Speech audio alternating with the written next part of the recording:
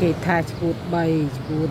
មួយនឹងស្រីឈួតមួយនឹងស្រាឈួតមួយនឹងបែងអំពើពាលាឈួតនេះហៅថាឈួត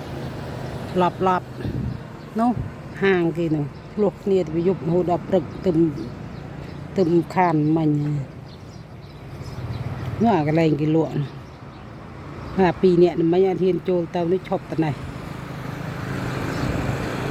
ឆ្លោះគ្នាព្រឹកពីយប់មកហើយមាននេះគ្នានេះមាននៅកែងគឺកំពុងបោកចាក់ភ្លេងញ៉ាញក៏បានណាដេកបាននេះមានលក់កែង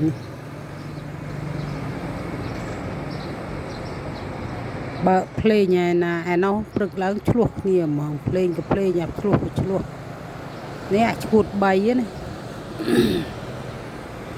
គេថាឈួត3វាមានអីខុសquả đôiនេះមីដ ôi នេះมันបញ្ជូនតាជួមុខ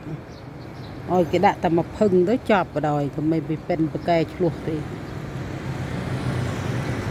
ចាក់ភ្លេងអាគេក្រក់វាយគ្នាក្តឹងក៏វាចាក់ភ្លេងដែលមានអាណាថាឲ្យវាអាណាធិបតីពីរ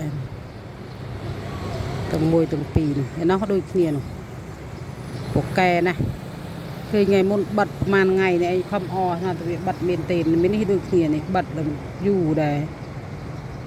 ខំតអ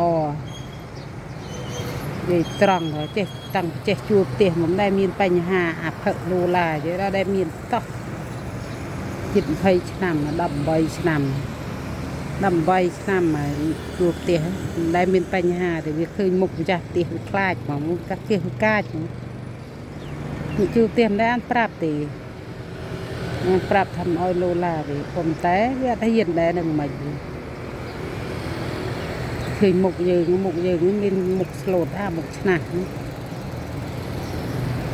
ស៊ីផឹកទៅផឹកណាផុតមុខបាត់អញវើយប្រាក់ហើយលោឡាណាផុត